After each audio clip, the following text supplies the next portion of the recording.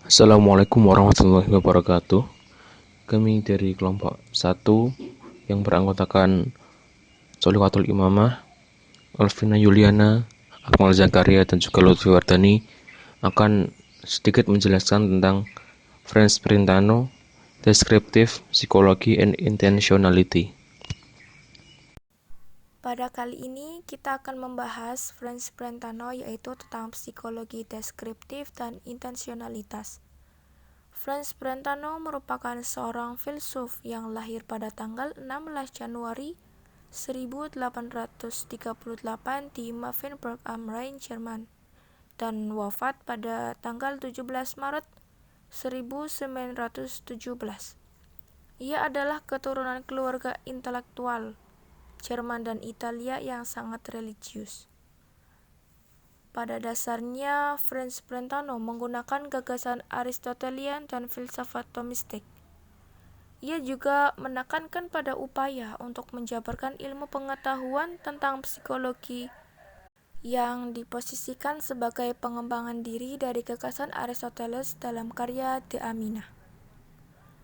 Pendekatan Brentano adalah problem-oriented. Ia berpikir bahwa tidak perlu berbicara mengenai objek, tetapi kembali lagi pada subjek. Yang pada akhirnya, Immanuel Kant lebih membela rasio, sama dengan Franz Brentano. Franz Brentano juga adalah pengagum Auguste Comte dan positivisme. Ia percaya bahwa filsafat adalah kelanjutan dari ilmu pengetahuan alam. Dan ia pun cukup dekat dengan Ernst Mach dan kelompok lingkaran Wina. Ada banyak tokoh yang dipengaruhi Brentano dan tergabung dalam Brentano School. Dalam Brentano School sendiri ada Husserl, Anton Marti, Carl Sturm, Jasunur, Tautowski, dan kawan-kawannya. Dan juga Husserl mengadopsi pandangan Brentano bahwa filsafat harus menjadi ilmu pengetahuan yang ketat, bukan spekulatif. Yang pada mulanya Husserl mengembangkan program Brentano tentang psikologi deskriptif dengan mengedepankan gagasan tentang intensionalitas. Brentano sendiri tidak mengalami banyak inspirasi dari muridnya. Ia bahkan tidak bisa memahami mengapa Husserl bisa sedemikian antusias dengan fenomenologi. Ia membela pandangan Aristoteles tentang keabadian jiwa dan doktrin tentang penciptaan dunia. Ia melihat bahwa Tuhan yang merupakan pemikiran yang memikirkan dirinya sendiri sebagai yang memikirkan dirinya dan sekaligus menciptakan dunia. Psikologi dasarnya adalah pengalaman empiris, itu ciri khas dari pemikiran Brentano. Dan Franz Brentano itu tidak berpijak dari teologi dan metafisika. Ini yang sebenarnya juga berpengaruh ilmu-ilmu pengetahuan pada masa kini, termasuk juga ilmu psikologi. Gagasan psikologi ini sangatlah menarik bagi beberapa muridnya yang sangat jenius di Wina. Brentano sendiri di Wina itu mengajar sebagai privat dosen, privat sampai pada tahun 1895. Namun pada saat itu otoritas Austria menolak untuk mengangkatnya kembali menjadi ketua filsafat. Bahkan setelah kematian istri pertamanya pada tahun 1893, dia juga dipaksa untuk pensiun, dan pada bulan April 1895 dia meninggalkan Austria untuk selamanya, tetapi tidak sebelum penerbitan Harapan Terakhir Saya untuk Austria.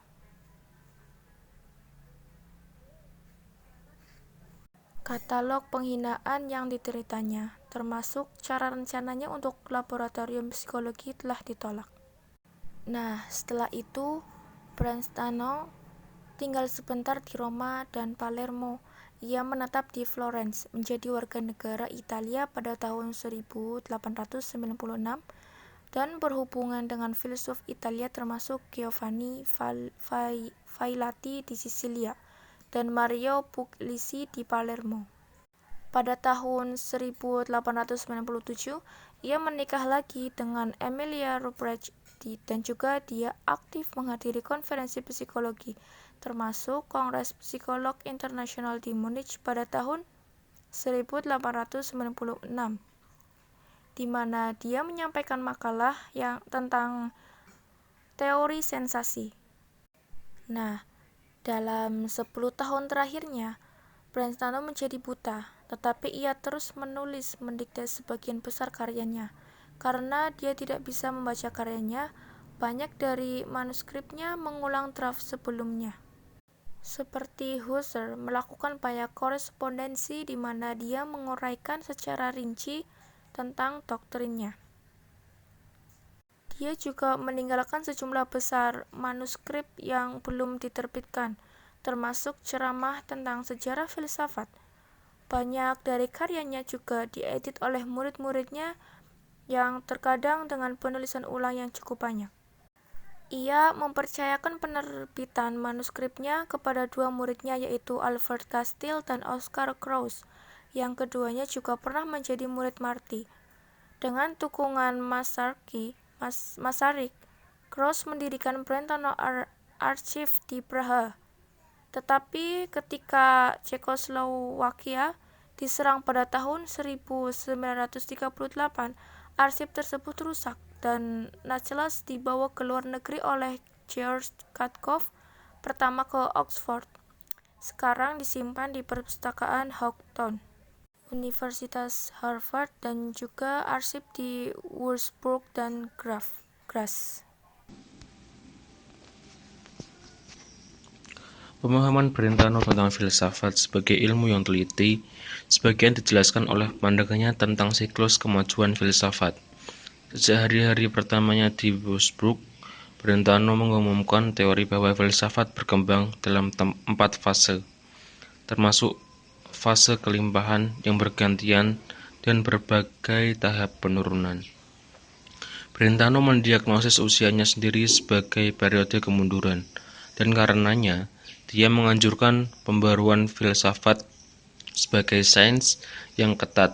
Menurut periodisasinya, semua periode pertumbuhan besar dalam filsafat dicirikan oleh dominannya minat murni teoretis dan mengembangkan metode yang sesuai dengan materi pelajaran. Dalam tahap ini, filsafat dikejar sebagai ilmu teoritis. Jadi, dalam periode dari Thales hingga Aristoteles, ada pertumbuhan yang stabil dari kemurnian.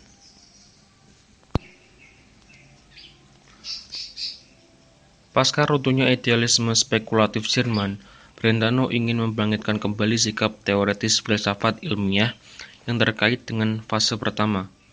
Kritiknya yang keras terhadap idealisme Jerman yang berlaku, yang dianggap sebagai semacam mistisme, spekulatif, irasionalisme, dan promosi opini sewenang-wenang, dibawa ke Husserl. Dia memiliki pandangan yang sangat negatif tentang Kant.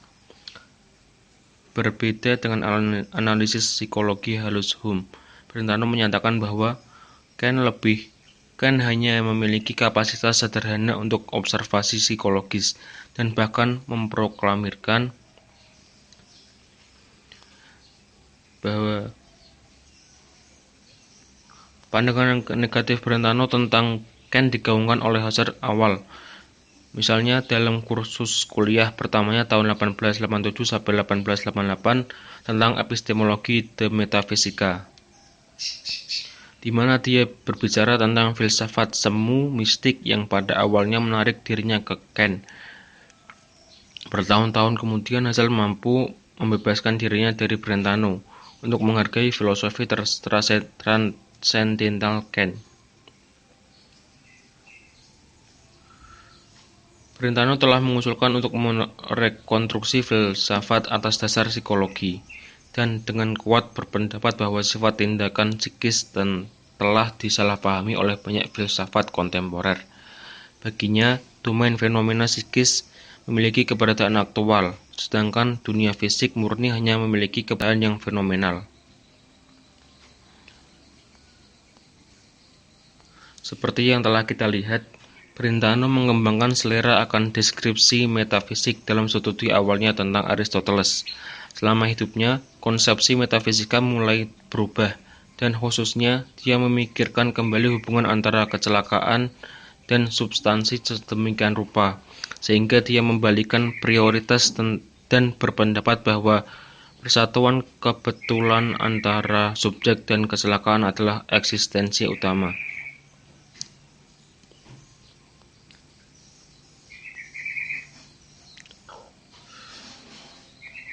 Untuk merumuskan pemikiran ulang yang tepat tentang hubungan antara substansi dan kecelakaan, Brentano yang mengacu pada Aristoteles mengembangkan garis besar teori hubungan antara bagian-bagian dan keutuhan secara umum. Brentano melihat teori kategori Aristotelian sebagai benar-benar mengandung teori keutuhan dan bagian, sekarang disebut mereologi, dari istilah Yunani untuk bagian, meros, dalam miliknya psikologi deskriptif kuliah, dan dalam esai di teori kategori. Ia meletakkan dasar untuk mereologi semacam itu.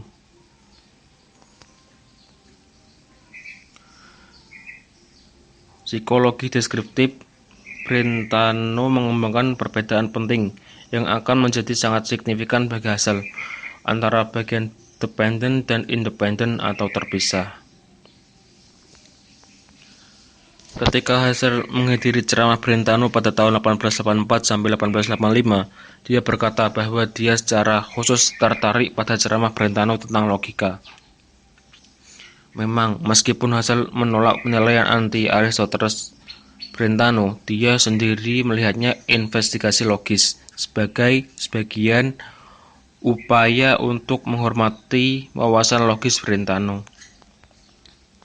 Bagi Brentano, logika adalah doktrin penilaian yang benar, dan kontribusi utamanya adalah menawarkan akun baru tentang sifat penilaian yang menolak pandangan klasik Aristotelian tentang penilaian sebagai kombinasi atau pemisahan dari sebuah objek dan predikat, atau yang ditegaskan tentang subjek.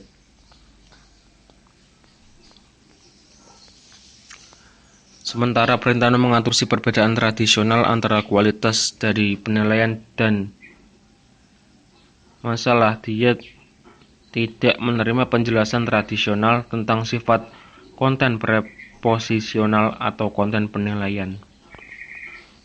Baginya itu masalah penilaian selalu merupakan presentasi, dan setiap konten pengalaman adalah individu. Tindakan menilai menegaskan keberadaan hal-hal khusus, yaitu objek individu. Mereka tidak menambahkan atau menyangkal isi sama sekali.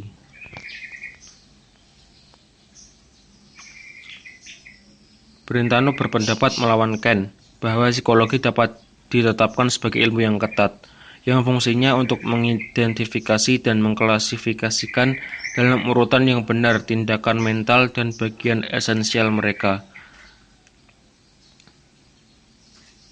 Psikologi kemudian adalah studi deskriptif tentang realitas psikis kita, elemen mental utama.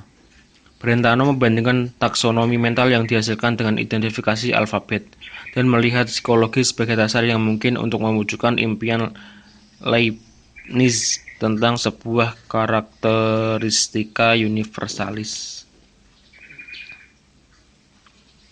Brentano membayangkan ilmu baru psikologi deskriptif ini sebagai kombinasi dari empiris dan a priori faktor. Pada awalnya, Brentano mencirikan pendekatannya sebagai murni empiris. Sudut pandang psikologis saya empiris, pengalaman sendiri adalah guru saya. Dalam pengertian ini, Brentano memahami psikologi untuk dilanjutkan dengan pengamatan empiris dan klasifikasi hasil yang cermat, menurut Brentano. Psikologi deskriptif berkembang melalui persepsi batin. Meskipun terminologi mereka tidak sama persis, baik Brentano maupun Wundt membedakan keduanya persepsi luar dan persepsi batin.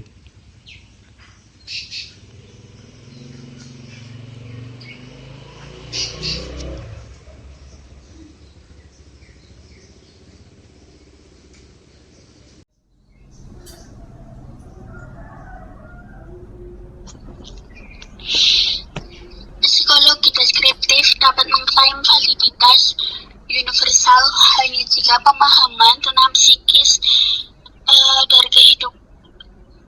adalah cermin sempurna dari kehidupan psikis orang lain.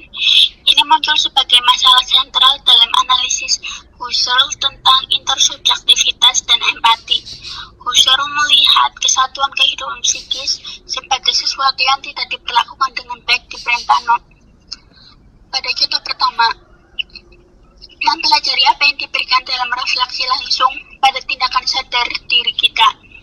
Karena psikologi memiliki kesadaran langsung dan pasti tentang materi pelajarannya, Brentano berpendapat bahwa sebagai ilmu, ia mendahului fisika yang hanya dapat mendalilkan entitas dan merumuskan hipotesis tentang hukum yang mengaturnya.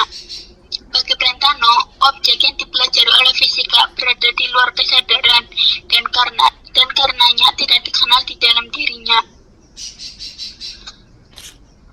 Pada suatu kesempatan, di hadapan Lord Kelvin, seseorang berkata, bagaimana mungkin lebih baik untuk tidak membicarakan hal seperti ether, karena kita sebenarnya tidak tahu apa-apa tentangnya. Terhadap ini dia menjawab, bahwa betapapun dalam kegelapan kita tentang sifat ether, kita bahkan lebih dalam kasus sifat materi. Sebenarnya psikologi sejauh ini bersifat deskriptif, jauh lebih maju dari fisika. Yang secara batin kita rasakan adalah apa yang kita rasakan, tetapi yang disebut persepsi luar tidak memberi kita sesuatu yang tampak sebagaimana adanya. Kualitas-kualitas yang masuk akal dalam strukturnya tidak sesuai dengan objek-objek eksternal, dan kita tunduk pada ilusi yang paling serius sehubungan dengan istirahat dan gerak, serta bentuk dan ukuran.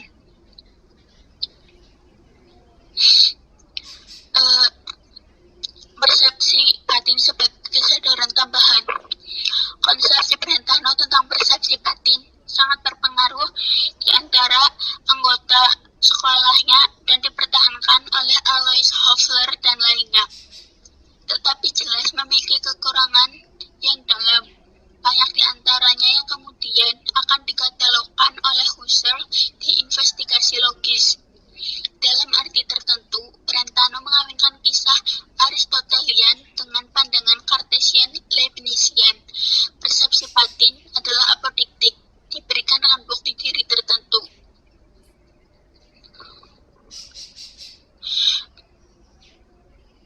Sejauh ini mengacu pada ingatan, psikologi deskriptif bukanlah apodiktik. Di tahun-tahun berikutnya, terutama selama tinggal di Italia, Brentano melunakkan klaimnya tentang persepsi batin dan mengakui bahwa hal itu membutuhkan waktu yang lama, dan bahwa itu secara inheren kompleks karena termasuk saat-saat membandingkan, membedakan, dan memperhatikan. Brentano memperlakukan temporalitas sebagai cara memahami objek daripada sebagai fitur dari objek itu sendiri. Meskipun ini adalah ciri dari tindakan psikis yang mereka hadirkan dengan pasti, kepastian ini dapat diabaikan dan dikaburkan karena berbagai alasan. Sejalan dengan tradisi Cartesian, Brentano percaya bahwa sesuatu bisa terjadi, dirasakan tanpa secara eksplisit diperhatikan. Sesuatu dapat diberikan dengan kepastian apodiktik, sementara semua sebagainya mungkin tidak diperhatikan dengan jelas. Struktur tripartit kehidupan mental. Brentano menggunakan istilah presentasi seperti Locke dan Hume menggunakan istilah ide. Meskipun terkadang Brentano seperti William James, yaitu menyarankan bahwa presentasi sederhana dapat terjadi dengan sendirinya tanpa penilaian. Di tempat lain dia mengatakan bahwa kehidupan mental kita menggunakan ketiga tingkatan. Presentasi dan modifikasi presentasi. Sebagai psikolog deskriptif, Brentano mengaku tertarik dengan tindakan presentatif daripada objek tindakan. Oleh karena itu, dia tidak tertarik secara khusus untuk menentukan sifat ontologis dari objek presentasi.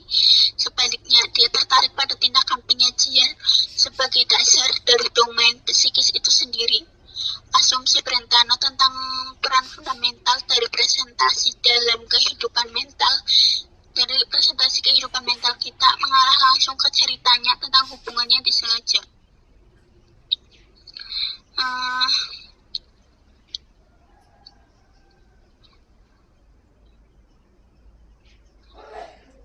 Dalam fase awal pengungkapan hubungan ini, Brentano menekankan bahwa mungkin saja disengaja dikaitkan dengan semua jenis objek yang dibayangkan, mungkin, tidak mungkin, dan sebagainya. Pada tahun 1874 hingga 1904, Brentano sering mengungkapkan kesengajaan dalam hal tidak adanya objek yang disengaja.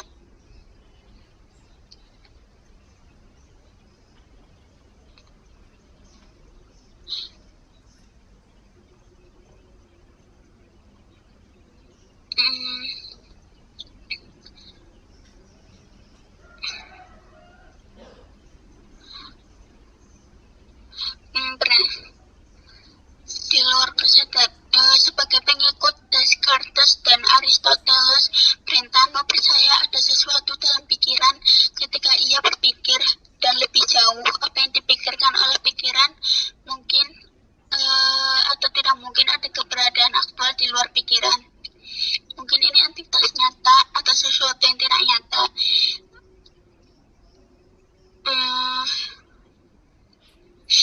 Kemudian pada tahun 1911, klasifikasi fenomena mental edisi revisi dari buku 2 psikologi dari sudut pandang empiris diterbitkan ulang atas permintaan murid-muridnya.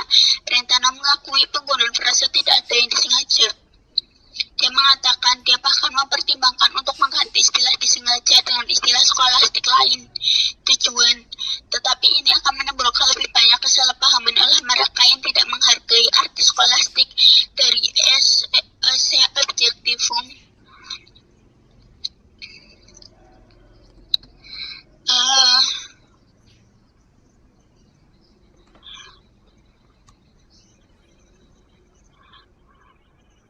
Mengesampingkan realisme belakangan ini, dalam sebagian besar formulasi Brentano, termasuk yang belakangan, terdapat keraguan terminologis tertentu.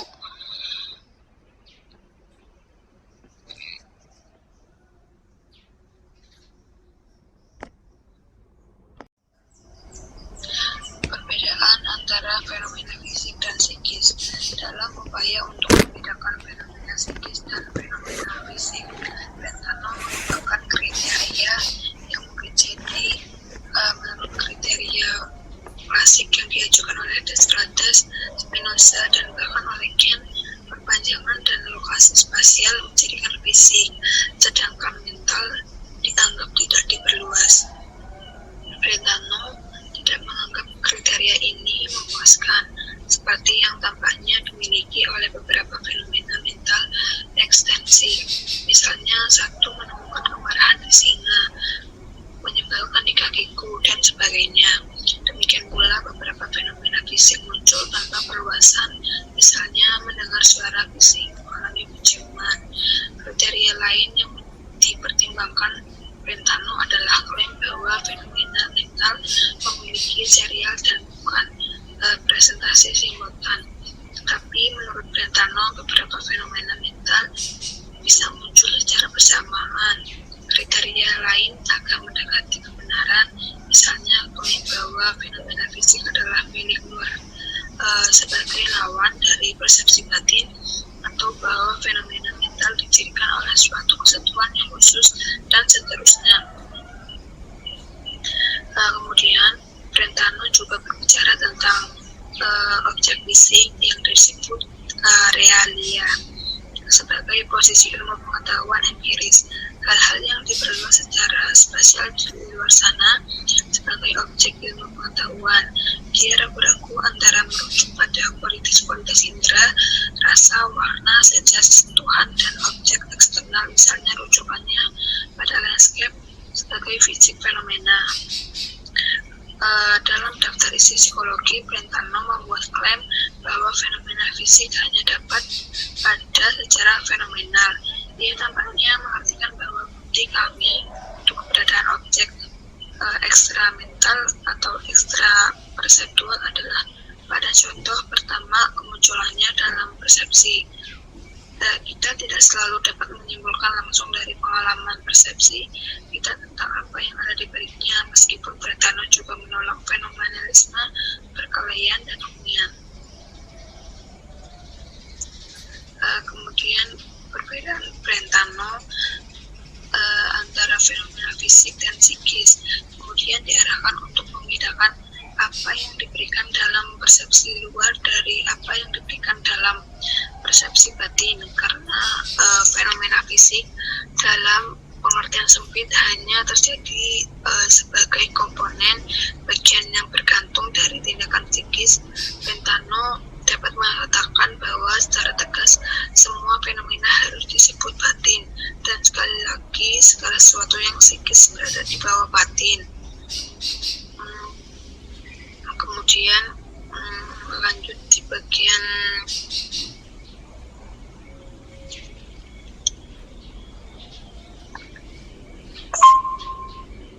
modifikasi deskriptif Brentanin Swarovski psikologi. Untuk Brentano, jika seseorang berbicara tentang isi presentasi tentang penilaian atau hubungan emosional, dia memikirkan apa yang ada di dalamnya. Namun, Brentano secara eksplisit mengakui istilah konten sebagai ambigu atau sistematik. Berbeda dengan konteksnya seperti istilah objek. Dalam perbedaan Brentano dari 3 kelas dasar tindakan psikis, setiap kelas memiliki jenis kontennya sendiri-sendiri.